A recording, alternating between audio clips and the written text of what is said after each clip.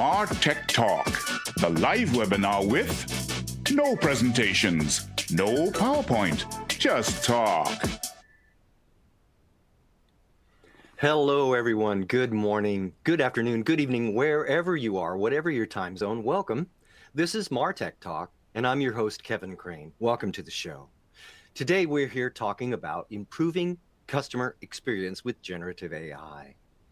Now, look, this is an important topic. Improving customer experience is crucial for businesses and organizations for several reasons. The first in my mind is customer loyalty. A positive customer experience fosters customer loyalty. It's as simple as that. And satisfied customers are more likely to return for repeat business and recommend our products and services to others. This can lead to significantly higher competitive advantage. Providing an exceptional customer experience can set us apart from our competitors, and it's a way to differentiate our businesses in a crowded marketplace. Customer loyalty is also important because acquiring new customers can be costly.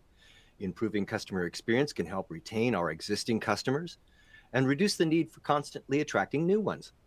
All of this leads to increased revenue.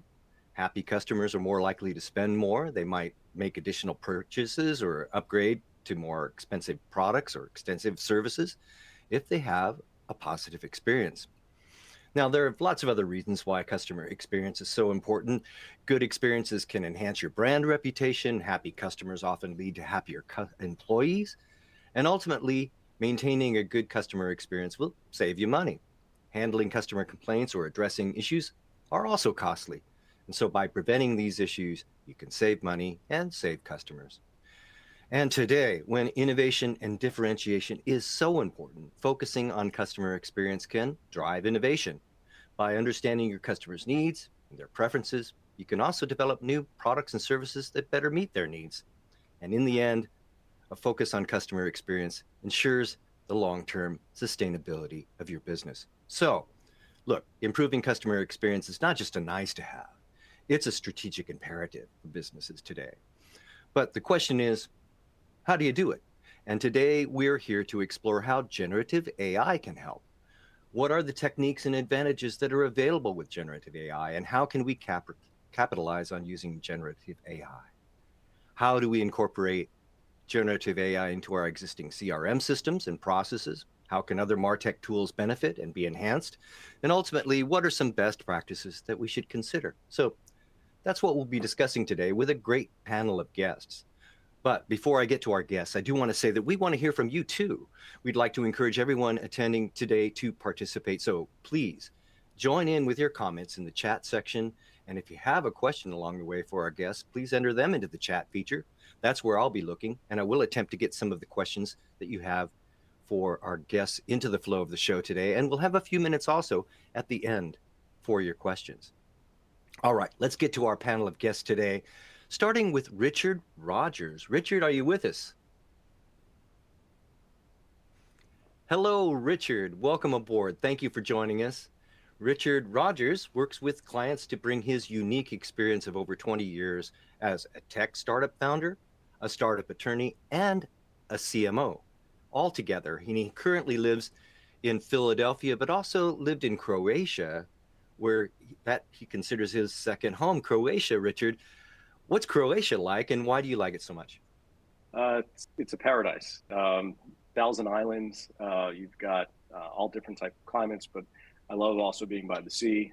Great food, great people, and Philadelphia is my home. But it feels like I'm home there as well. That's interesting. You know, I've heard that about Croatia. I suppose I'll have to get there someday. Maybe you'll send me a postcard. Thanks for being with us today. Also joining us today is Pratyush Sinha. Pratyush, are you with us today? Hi, Kevin. Hi, Richard. Pratyush, thank you for joining us today. Pratyush is the head of marketing technology at Blenheim Chalcott. He brings over a decade of experience in marketing and currently is playing a pivotal role at the Center for Gen AI at Blenheim Chalcott to lead the adoption of Gen AI tools for marketing content generation. Perfect for our discussion today, Pratyush. Where are you calling in from? I'm calling in from Mumbai. Mumbai, all the way across the world. Wow. Okay, very good. Well, we're reaching across the world today with this show. Thank you, gentlemen, for being with us today. It's an important topic today, the use of Gen AI in customer experience. And I'd like to start our discussion today by pointing our attention to an article published by Amazon last week, announcing the rollout of an AI-powered image generation tool to help advertisers deliver a better ad experience for customers. And this is on the heels of a March 2023 survey where Amazon found that among advertisers who were unable to build successful campaigns, nearly 75% cited building ad creatives and choosing a creative format as their biggest challenges. And so to that end, Amazon Ads has launched this generative AI solution. It's designed to remove those creative barriers and enable brands to produce lifestyle imagery that helps improve their ads performance. For example, an advertiser may have a standalone image of their product against a white background, say something like a toaster, for example. And when that same toaster is placed in a lifestyle context, say on a kitchen counter or next to a croissant, for example, click-through rates can be as much as 40% higher compared to ads with standard product images. So this is really helpful for advertisers of all sizes, enabling those that don't have in-house capabilities or agency support to more easily create brand theme imagery, while also supporting bigger brands who are always looking for ways to be more efficient around creative development. The image generation capability is easy to use and requires no technical expertise. But my question to you folks is, what do you feel this will, what will be the impact do you feel this will be for marketers? And is this just the tip of the iceberg when it comes to generative AI in marketing? Gentlemen, what are your thoughts on this? Richard, do you have a thought on the impact of this new tool from Amazon? I think Amazon has always been the leader in personalization. In fact, if you remember, they used to have, even years and years ago, a little personalized Amazon button where you could provide your preferences. So they've always been at the forefront of figuring out ways to get more personalized, to sell more product. I would say a lot of marketers out there now are already using things like Canva. They're putting those toasters within rooms that look like New York City apartments if you're in New York, or they look like you're out in the suburbs in a country home, depending on who the customer is. I think the tool that Amazon's put out there is it's a great thing for a lot of more novice marketers, people that are just selling themselves. But it does show the trend of where Amazon's going with this. So those ads that you will start to see, whether it's a static image now or potentially even a video commercial at some point, will have AI generation, generative AI that will generate an image based closely on your preference and who you are to try to get your attention to sell more stuff. Interesting, Richard, that you say that you think it's a better tool for maybe startup marketers as opposed to big firms. Why is that? Well, I think the tools are already there. In fact, if you look at a lot of the more commercial tools out there, you're doing that. You have, a lot of my clients are using Canva. Canva is a great thing. It gives you a lot of those tools already. And if you're not familiar with that, if you're selling, widgets on Amazon and you're doing it out of your garage, that tool that Amazon has is great for that. Where it is evolving, where that is absolutely going, is it will be dynamic in the future, where based on the customer's use, preference, who they are, where they are. I'm in Croatia, it might be a picture of, the toaster by the sea. If I'm in Philadelphia, it's looking outside the Liberty Bell. So it's going to get more personalized, and generative AI is going to make that happen. Now, Pratyush, you are leading the adoption of generative AI tools for Blenheim Chalcott. Where do you see this falling into that portfolio of tools? Thanks, Kevin. I think I completely agree with Richard. This is something that's going to help not only small marketers or not only small companies, but it's going to help even large organizations as well to sort of like create content very quickly, very rapidly, because now the launch times of new product has become very, very short, and now companies like Blenheim Chalcott and even like other bigger companies, they're chasing very tight deadlines to launch a product.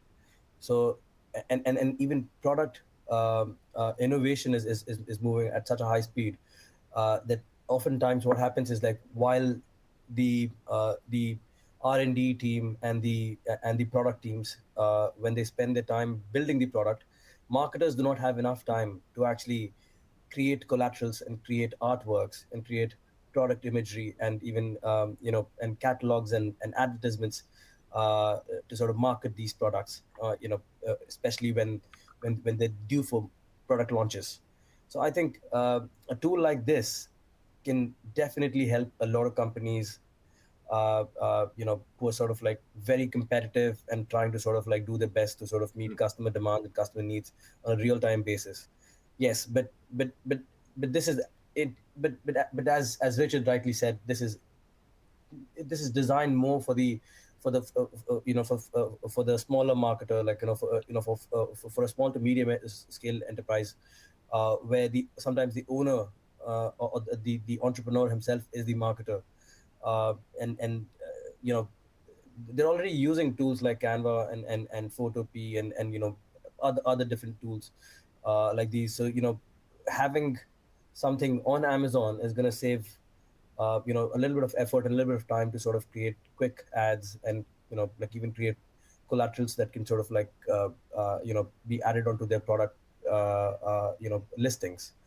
So yeah, this is going to definitely level the playing field in the future for sure.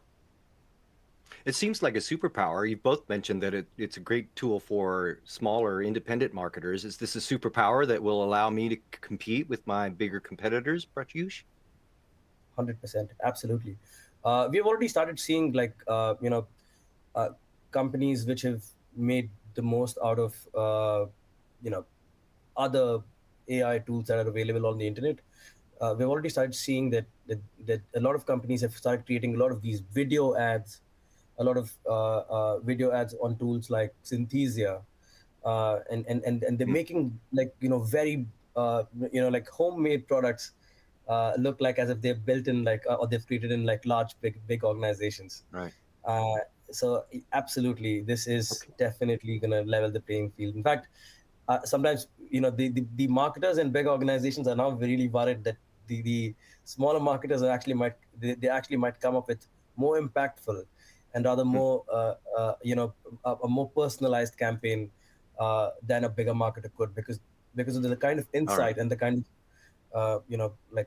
so the kind of insight these guys have about the market is slightly Okay. more advantageous than the bigger marketer.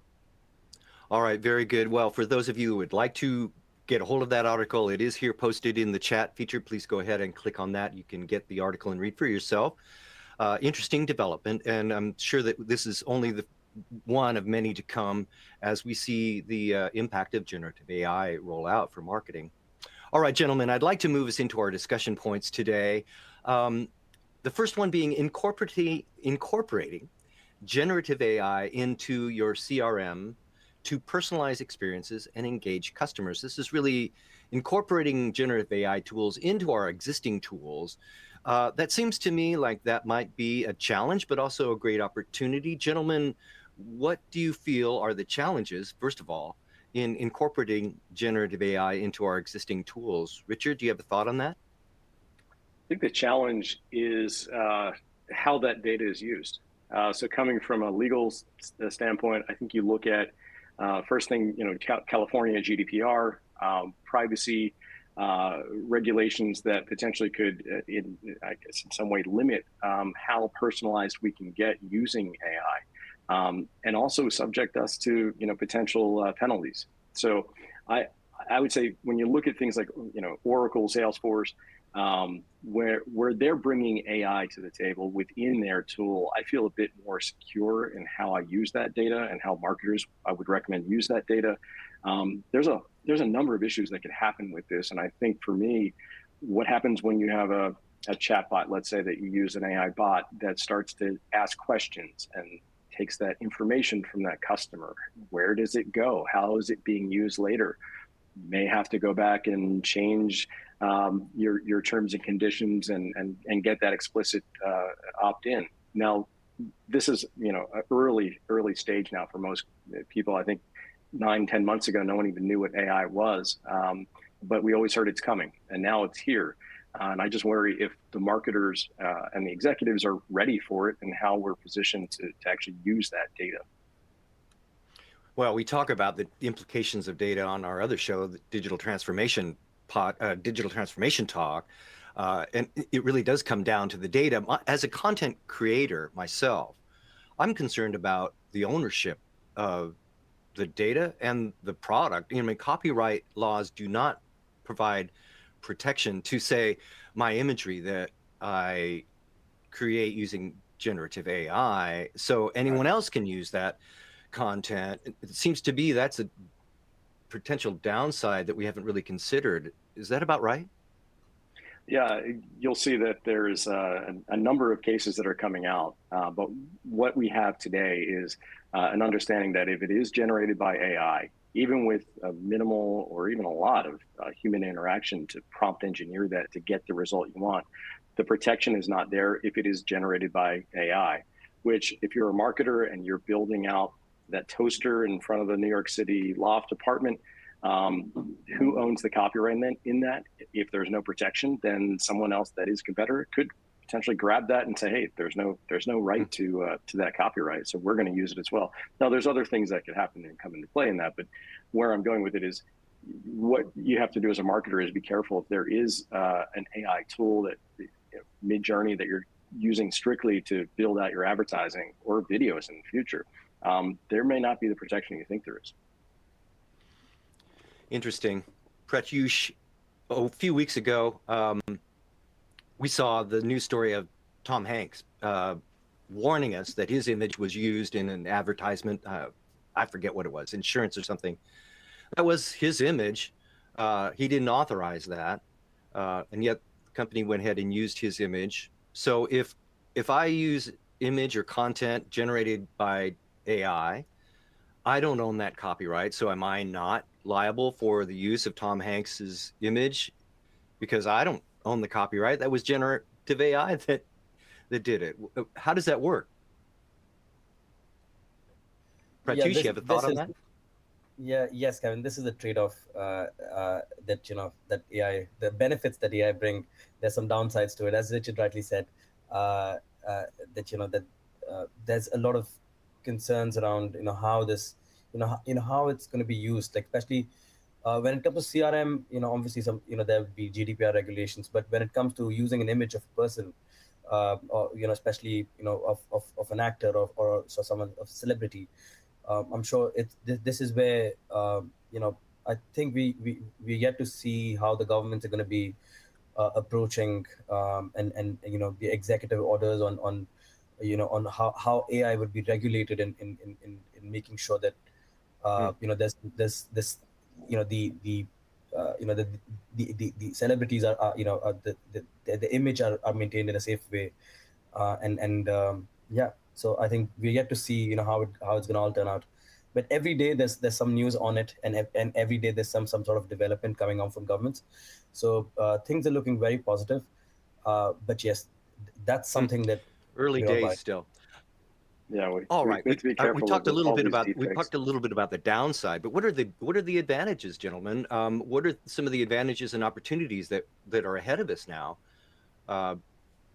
What should we be considering in terms of putting into our toolbox to give us some competitive advantage? Richard, do you have a thought on that? Yeah, I think what I'm looking at in particular is how we can utilize AI with the existing data that we have now to create better segmentation, and do it with enterprises in a really large scale very quickly, and do it in a way that as things are changing one week to the next, we can utilize that data in ways that we couldn't do it before. We can crunch that data, segment, create micro segments from that, all based on the current data that we have. Where I know you look at tools like a CDP, the CRM, that was sort of, I think, early on helping us get to this point now. But now we're at a point where AI can crunch that data and utilize it in ways that humans just possibly couldn't even think about a few years ago. And that's going to help us become better marketers, because we are going to be able to get in front of those audiences that will have that personalized message. Now, creating quick ads and videos and things like that, that's just another, that's icing on the top. That's going to make it easier. But I think the real heart of it, for me at least, is how we're able to use that data and combine it with other data sets as well, industry trends, and who knows, it could be even weather affecting scenarios with snow. So we use the data in a different way, and that AI is going to be that brain to make this happen. Right. Pratyush, what is your approach at Blenheim Chalkat to all of this? What are the benefits that you folks are seeing? We're seeing a lot of insight generation using using the data that we have. We've collected over the past years and years and maybe probably decades. We're trying to sort of get very quick and very agile in generating insights that can help marketers and that can help business leaders to make decisions which can improve customer experiences. So that's where we've seen some sort of like a very quick like a short-term benefit that we've seen in the past few weeks. But going forward, we're very confident that this is going to become like a part of our our tool set. Like it's going to be one of those dashboards. It's going to be in our on our day-to-day tools, where we're going to be looking at these the insights that's going to be generated using these using the data that we control, using the data that we have been collecting, and it's going to help us make better decisions for sure. Can I also add one thing to that too? Making better decisions. I think it also creates a better experience for the customer when it's used correctly. Yes. We saw the personalization with advertising. I don't want to see a lot of ads about fishing gear when I go on vacation. I don't like to fish, but if you show me an e-bike, that perks my interest. I think also the thing is, when I looked at AI from since 2009, we were doing AI bots with retailers. I think there's a time now that you can create what was a dream back then, a reality now, where you can create that online sales rep that knows everything about that latest Canon camera, can tell you everything about it as if you were in the store, asking an expert about megapixels or different type of lenses, whatever it be, and it would already know that information and give that to you very quickly in a very quick response. And I think that the challenge before was you didn't have that human feel to it because the response was delayed. It was not always correct. Now you have that human-like interaction that can take place. And I think that for brands and retail in particular, use AI to not only just engage with your customers that way, but sell your products. I mean, that's the end. That's the name of the game here. Use the AI in ways that you're not using it now, and look for those opportunities. Wow, Richard, you really hit on it. We're talking about personalization, and we're talking about service immediately. I mean, that's like a double whammy, if you will, for customer experience. With that, then I'm curious, and I guess it gets to our third discussion point. If you don't mind, I'd like to bump ahead to that, and we'll get to the other one next. But what other MarTech tools and techniques can benefit from the incorporation of generative AI? We've talked a little bit about CRM, but what are some other, I'm no expert, so what are some other MarTech tools and techniques that can benefit from the incorporation of generative AI? Gentlemen? Pratyush? Yeah. You have a thought on that? Sure, Kevin. Actually, what are the tools? I see, actually, a lot of these tools are already using Gen AI in some ways or the other that we're not aware of. For example, I'll just take an example of Salesforce, and not Salesforce as a CRM, but Salesforce, which basically has just sort of introduced a tool called Data Cloud. Now, what's going to happen is that other tools which are sort of a part of the MarTech stack of an organization is going to leverage using the Gen AI technology.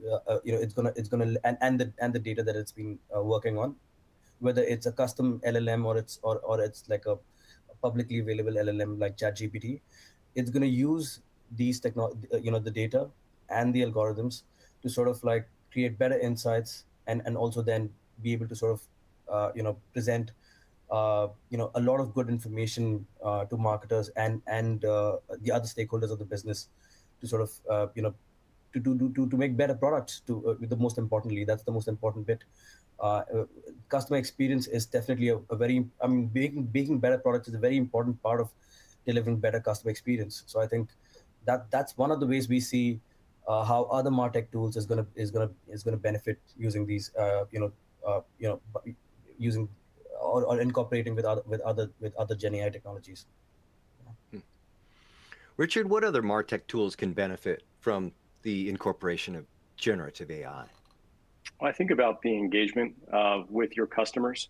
And I think that there's where I see recent news about OpenAI this week and where that is going with how they're evolving their ability to let you use a lot of different tools within OpenAI and ChatGPT and what's coming with Bard and Claude. I think we're going to get to a point where we are each going to have our own AI bot representative, digital clone, whatever we call it.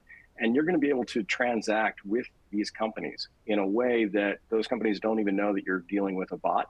I don't know if you've seen the video where someone's ordered a pizza through their bot, and you just, like with Alexa, ask, I hope my Alexa didn't turn on. It goes out and I want a pepperoni pizza from, Westchester Pizza. It orders it for me, does the entire thing, and calls and makes that happen. Now, I also want to take a trip to Bahamas. It would completely find the best hotels that that are my preference, that are the flights that I'd like to take, time in the morning and the afternoon that I return, and do all of that for me the way that I would do it and contract with those companies. So from a marketing standpoint, you want to create that experience that's seamless and easy and connects with these new tools that are coming. Now, this is probably a few years away, but we thought AI a year ago was a few years away. So as a marketer, how do you make that as easy as possible? Is it through your app? Is it through your website? Is it through these other tools and these other bots that are out there, Siris and Alexas and so forth, OpenAI, and connecting into them? So I think as a marketer, you've got to think about where things are going and follow that future trend that's about to happen. Pratyush, do you agree? 100%. I agree with this absolutely. But just to add to it, I think one of the ways the other tools are going to benefit is especially with the customer support and service teams. Even in they're the ones also who use a lot of these MarTech tools. So one of the most important ways I think the other tools are going to make the most out of the Gen AI technology would be by seeing the reduction of average handle times that employees currently the amount of average handle times that they currently work on. So I think it's going to boost productivity in some ways or the other. So yeah, that's another way I see the other side of the tool. I think customers and consumers are coming around. I don't necessarily embrace change easily. But you know what? I almost prefer in many cases, to deal with a chatbot as opposed to trying to find a real person. Usually the answer is quicker, more complete, easy. So I think maybe we're turning the corner in terms of customer acceptance or adoption of some of this. But gentlemen, I'm still very curious about the ability to identify my customers, who they are, and what they want. We talked a little bit about having better insights and so forth, but when it comes to innovation, maybe developing new products, new services, or even understanding new markets, how can generative AI or AI in general help me understand my customer's needs and where I might go with new products and services? Any thoughts on that? Absolutely. Richard? Yeah, I think it comes back down to the tools that you have now. Salesforce, Oracle, if you look at your existing CDPs and CRMs, there's a lot of data that you have now, but I think a lot of the data is not utilized. So I think as a marketer, it's going to help you utilize that data in a much better way. But again, you have to be careful with some of the other data sets that are coming in now because of AI, like working with a bot. You now find out that someone likes to go on vacation to the Bahamas, or they're into fishing. These are things that are being voluntarily given to a bot, and they may not even think that it's going to sit in CRM one day and tag them for life as a fisherman. That experience is a great thing for a customer, but I think for a marketer, there's also the possibility that we may think we're talking to somebody or engaging with that customer, really don't know them. and it becomes a fake experience. And I think that there still has to be a human touch involved in some way with everything that we're doing. We just can't leave it to the AI to be completely creative and creating these experiences based on data that they think they know about that customer, because then it could also become fake. So at the end of the day, I think that the data that we have is important, but we're going to have to figure out ways to collect more data if that's the case on the customers through these AI tools, but be very transparent in how we plan to store it and use it to be in compliance. And ultimately, if you're a customer, I think you'd want to have a better experience and have that automation or personalized messaging. And Amazon is proof that people do that. I know, I love it. I'd rather see, advertisements for things that I'm interested in. You mentioned the e-bikes as opposed to fishing or whatever. I would, as a consumer, I would much rather be inundated with, or if not inundated, provided with advertisements that mean something to me. Pratyush, how are you folks approaching this? You know, we're still learning as each day going by. We're still trying to learn, how all of this is going to affect. Especially the kind of couple of things that what Richard mentioned. When it comes to data, and what the customers provide, to these chatbots and to these tools. We're still trying to understand. We're still trying to sort of learn from companies like Salesforce, which are sort of like leading this path of innovation, and we're trying to sort of like learn how we can create like a safer experience for users, a safer and a more meaningful experience, for the customers. Safer? Why? What do you mean by safer? Because ultimately, when it comes to data, when it comes to customer data, the safety is a very important I see. aspect. Like that information, like credit card details, or your phone number as well. Like sharing it to a chatbot, you need to be 100% sure exactly how is this data going to be processed. If this data is now fed to a large language model, your data could be publicly available to everybody else on the internet who has ChatGPT. So we're learning from companies like Salesforce and how they are approaching this kind of a challenge, and what we've learned is that now many of these companies, especially tech companies, have started building like a safety layer, which ensures that the data gets masked every time a credit card number is fed onto these chats, or any personal identification information is shared with these chatbots, or these tools.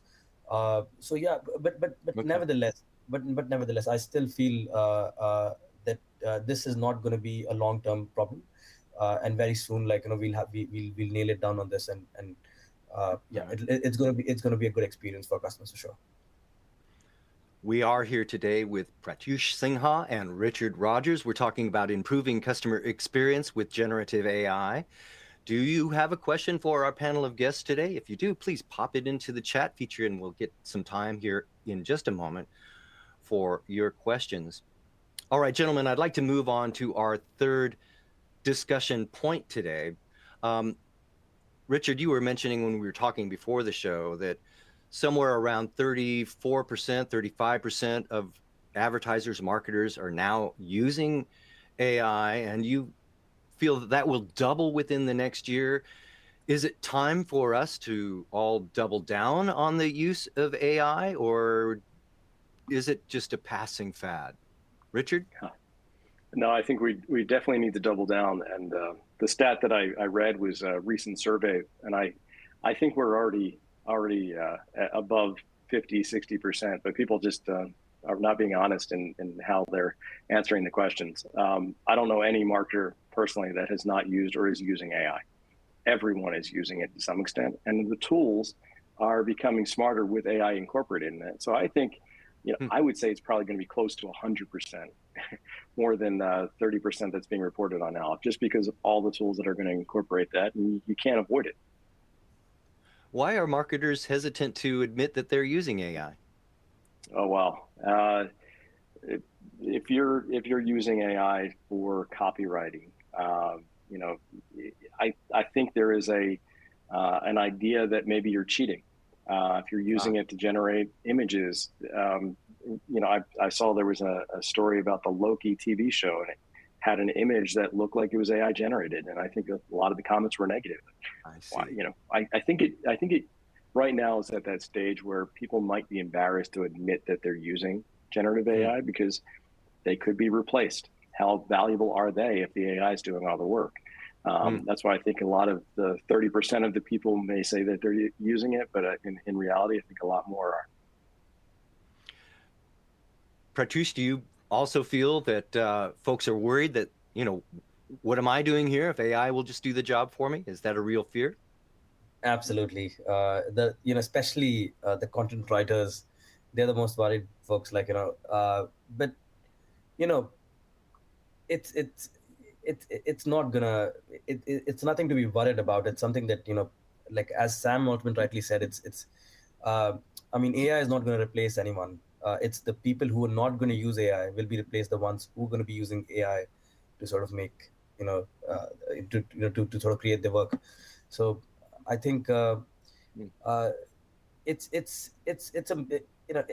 just worried at this moment. But see, no matter what happens, knowledge and experience cannot be replaced by any chatbot or any AI technology. So someone who's spent years and years doing something, they should be confident. They should not be worried.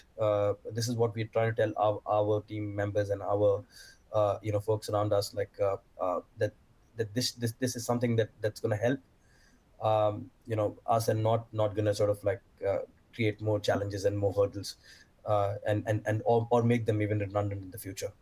So yeah, but we are definitely seeing the same thing. Yeah. All right. So if I'm gonna double down on automation, how should I do it? What are some ways that I can do that today? Pratyush, do you have a thought on? I want to really double down on my automation and the use of generative AI. What should I do? Well, it depends on how you want to sort of go about it. What's the most important aspect of your business that requires a Gen AI technology? Some business do not require anything at all. But let's say if you're an e-commerce business, I would say you got to start with a chatbot, and then with other image generation tools to sort of speed up the process of content creation, and this is just the start. But at this point of time, in the last 5 months, we have seen literally 2,000 tools out there in the market which have gained a lot of popularity and has a lot of potential, and you can use any of these tools to sort of create SEO friendly content, which can help you rank higher on Google. You can also create a lot of landing pages within a few click of buttons. So I would say some of these things every business should start using. Perfection is not important at the moment. What's important is time. So gone are those days that we've got to wait for 6 months to sort of come up with the best idea and create the most beautiful landing page, and then sort of go to market. You don't need to do that now. You can literally just ask ChatGPT or ask any of these tools to create these things for you, and just move on, and just test the markets quickly. And I think that's one of the best ways to start. Yeah. All right. And Richard, you are a unique guest because you have one foot in the legal aspects of doing business and one foot in the technology aspects of it, and a third foot in the marketing aspects. So if I'm going to double down on my automation, what are some of the legal issues that I should consider and be included in my strategy development? Well, I think the oversight, the human oversight in everything that's being done through AI is still very important right now. And I'll go back to GDPR. If you're taking that customer's data from a chatbot, and you're using it in a way that they have not provided permission for, you're storing it with a third party now that's not allowed, because for the most part, you've just been using your own CRM, but now you've got an AI plugin of some kind that's now taking that data somewhere else. You're really, it's very shaky ground right now. And I think that from a marketing standpoint and from an in-house counsel standpoint, you've got to be aware of where the data is flowing at all times. Where are the streams of data and customer personalized information, and how is it being used? And for me, I would say when you double down, there's some real low-hanging fruit to double down. One, customer engagement. You can do it for lead scoring, lead routing, also using it as an automated SDR through either text messaging, through email, and eventually through phone even. There are tools now that are coming that will fool you into think you're actually speaking with somebody on the phone when you make that call. What happens to that data? How do they utilize that? If someone tells you that you're a credit card company and you're applying for a credit card, and someone tells you that I don't know, your spouse lost their job, what happens to that data and how does that get stored? Now there's a whole mess of legal implications, but that's not as much fun as the marketing side. Marketing side is where you get to be creative and think of, making that experience better for your customer and giving them the ultimate, online sales rep or customer service experience. But I think it's also important that if you are going to use this data, to really not try to hide it. I think use this in a way that your customers know that it's here, it's there. We want to make it a better experience and to opt into it. Well, Richard, you're getting right to the point of a question or a comment here coming in from Andy Shaw. Andy, thank you for your comment today and your question. Andy is saying, do you think marketers need to be transparent in explaining how insights and messages are produced by humans and generative AI with the goal of maintaining trust among key stakeholders? And I think perhaps, Richard, you just answered that. Gentlemen, it's all about really brand perception at this point. Do you agree? Pratyush, do you have a comment? Well, I do agree that yes, it is a little bit of that, but yeah, I mean, there's one way of seeing it that yes, it's a lot of brand perception, but yeah, I mean, I don't know. I have very mixed opinions. Richard, I'll let you take this one. I think there's also an expectation on the customers with some of the brands that are out there like Amazon that you're going to use my data in ways that other companies are not. And that if you're a marketer for them, I think it doesn't hurt you to be transparent. It helps you. And when you get your hand caught in the cookie jar, it doesn't look as good. And from a PR standpoint, it's better to have been upfront than to have been caught later. So I would always encourage them, at least when they sign up for your mailing list or they become a customer of yours, don't try to hide things and be as transparent. If you're using AI in a way, if you're making images for your social media, if you're doing content, that's one thing. But if you're also, engaging with customers in a different way, I think there's going to be a point in time, like you saw with influencers, where they do have to put that it's an ad. I think you might start to see that if it is an AI influencer or if it's generated through AI, they might actually have a little AI tag next to it to show that, it came from that. But I would say that, if you're transparent in how you're using their data and engaging with them, I don't think it's a bad thing. All right, gentlemen, our time today has flown by. We have reached the part of the show that I like to call the action item round. I'm wondering if each of you could please provide us with one quick action item that our audience can use today to take advantage of the ideas and advice. Just 30 seconds or so. Pratyush, what do you have for us? Do you have an action item for us? Absolutely. I would recommend, everyone to sort of like check out some really, really nice white papers from Gartner and how they can use Gen AI to sort of improve customer service and customer experience. So that's a really good white paper and a case study. It has a couple of good case studies as well. So I'd encourage Nice. to check it out.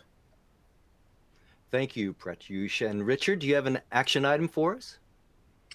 I'll say that I think it's important now for marketers to do an AI audit with in-house counsel or external, because like I said before, where this data is flowing into, what are the streams of PII that's flowing from here to there?